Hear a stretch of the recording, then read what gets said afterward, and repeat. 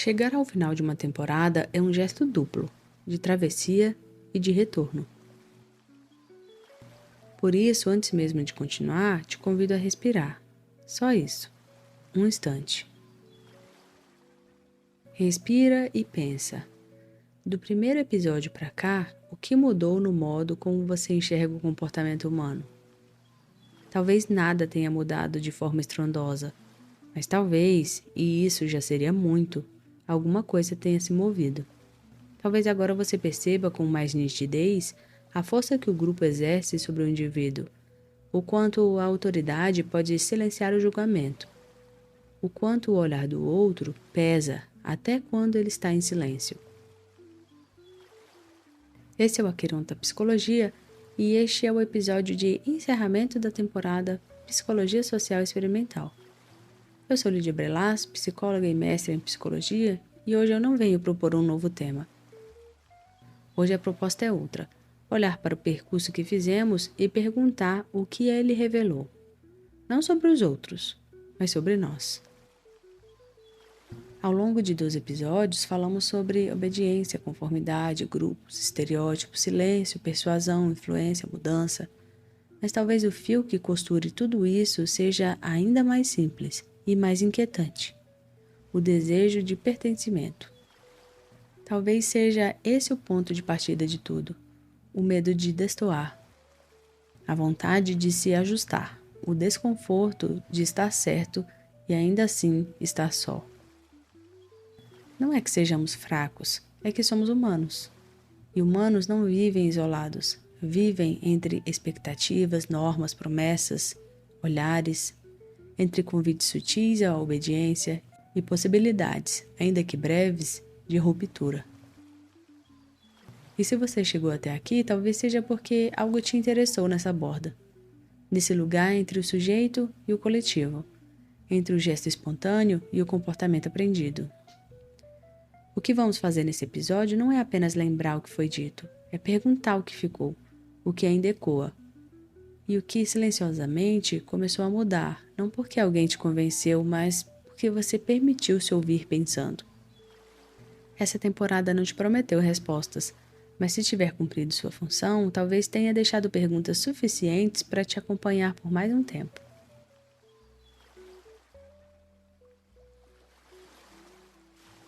O que aprendemos sobre o comportamento humano?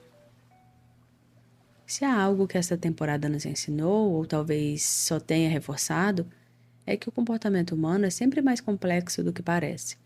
Aprendemos que o que uma pessoa faz não é apenas fruto de sua vontade, de sua personalidade, de suas intenções, é o resultado de um contexto cuidadosamente invisível. Solomon Asch nos mostrou que até mesmo um julgamento visual, como comparar o tamanho de linhas, pode ser distorcido pelo grupo. Milgram nos revelou que a obediência à autoridade não exige maldade, basta uma figura legítima e um comando tranquilo. Zimbardo foi ainda mais longe. Demonstrou que o papel social, quando encarnado sem crítica, é capaz de transformar qualquer pessoa comum em alguém disposto a punir, a humilhar e a silenciar. Esses experimentos não falam de monstros, falam de nós, do quanto somos plásticos, situacionais, moldáveis, do quanto, se não estivermos atentos, passamos a obedecer não porque acreditamos, mas porque parece ser mais fácil, mais seguro, mais ajustado. Vimos também que o silêncio coletivo pode ser mais ensurdecedor que o grito, quando o efeito espectador não é um fenômeno raro, mas uma coreografia social aprendida. Esperar que alguém haja, esperar que alguém diga, esperar que alguém se importe. E, enquanto todos esperam, ninguém se move. E fomos além. Falamos sobre estereótipos, preconceitos e discriminações. Aprendemos que o olhar que enquadra é também o olhar que limita. Que ninguém nasce preconceituoso, mas todos aprendemos em maior ou menor medida a esperar menos de alguns grupos.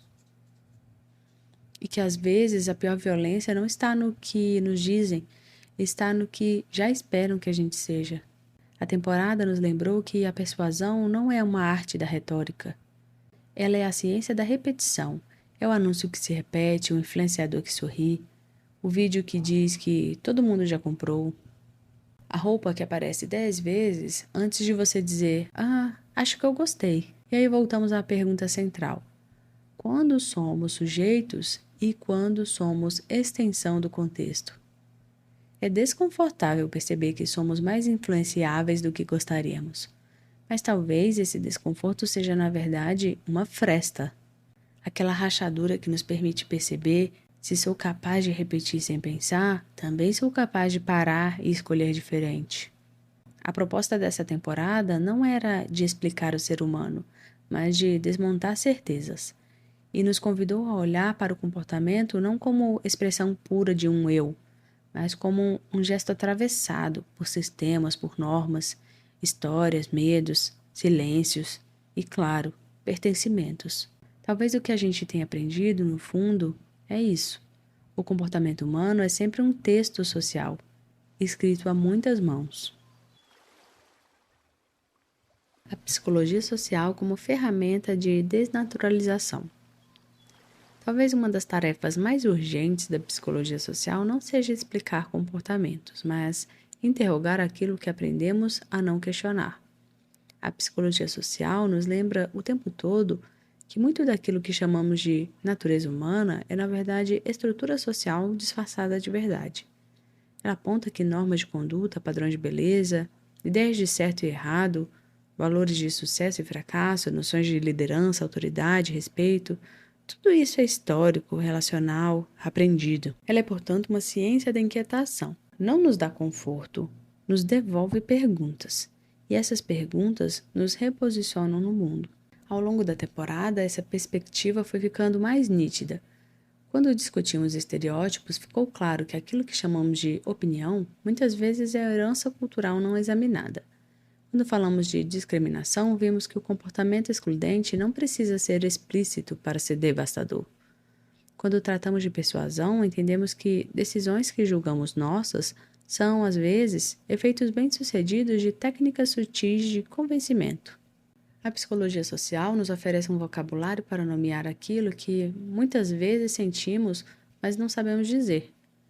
Ela nos dá instrumentos para ver as tramas invisíveis que nos fazem repetir, obedecer, conformar.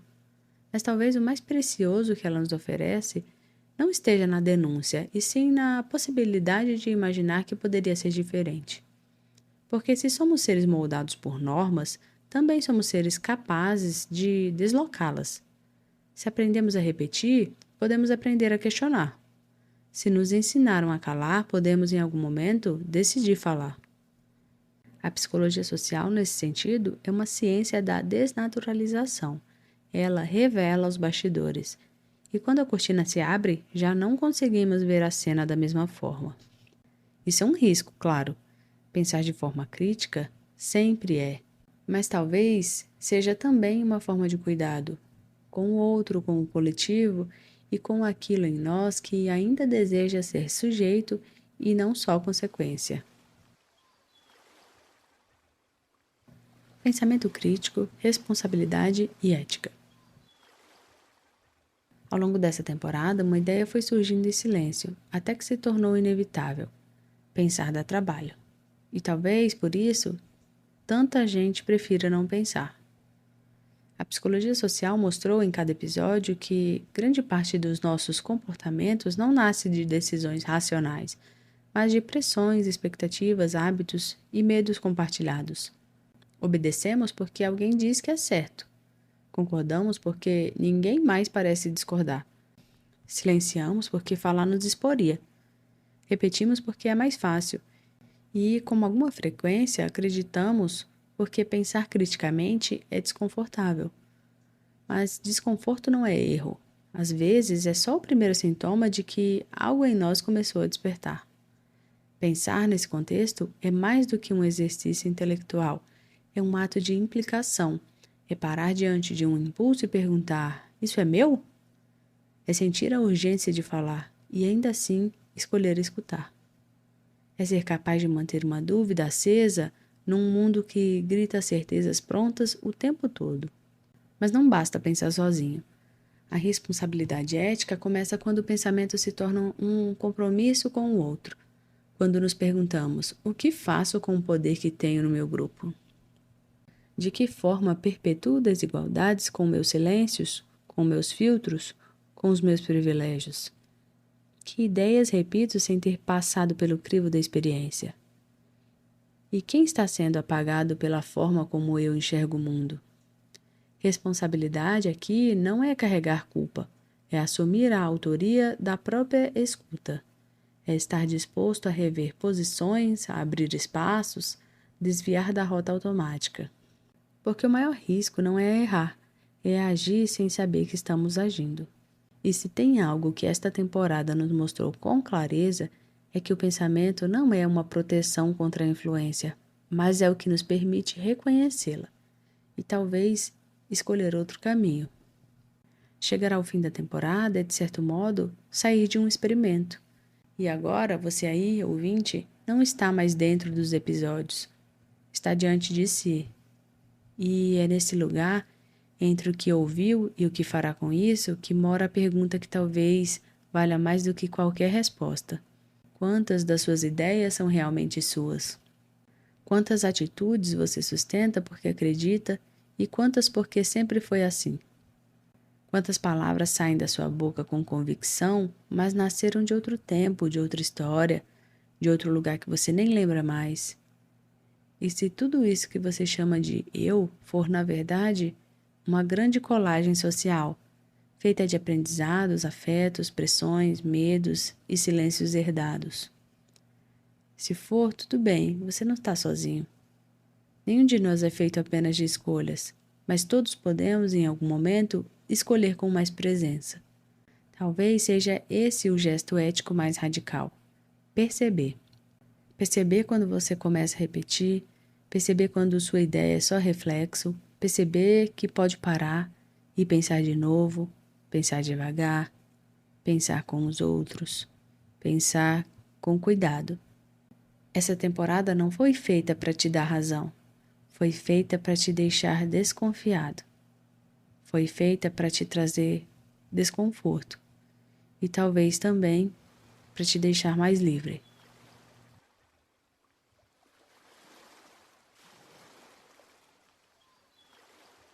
Este foi o episódio de encerramento da temporada Psicologia Social Experimental do podcast Aqueronta Psicologia.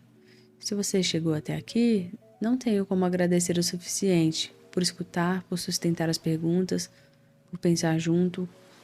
Essa temporada nasceu do desejo de criar um espaço em que teoria, experiência e subjetividade pudessem se encontrar. Não como discurso fechado, mas como estrada aberta. Cada episódio foi escrito, narrado e compartilhado com a esperança de que algo aí, dentro de você, se movesse. Nem que fosse um desconforto, um desvio, um detalhe que agora você enxerga diferente. Porque é disso que se trata a psicologia social. Não de grandes verdades, mas de perguntas miúdas que atravessam tudo. O modo como você olha, o jeito como responde, o silêncio que você escolhe, a escolha que você nem percebeu que foi induzida a fazer. Se essa temporada te acompanhou, talvez agora você escute as ruas, as falas, os grupos, as relações com mais atenção. Talvez perceba que o comportamento do outro nunca é só dele e que o seu também não é só seu. Mas isso não é desculpa, é compromisso. Então, antes de me despedir, eu quero te deixar com uma última pergunta. Não é para ser respondida agora, é para ficar ali, no fundo, decantando, ressoando, esperando o momento certo para fazer sentido. Quem você seria se ninguém tivesse te dito quem você deveria ser? Até a próxima temporada. E obrigada, de verdade, por pensar comigo.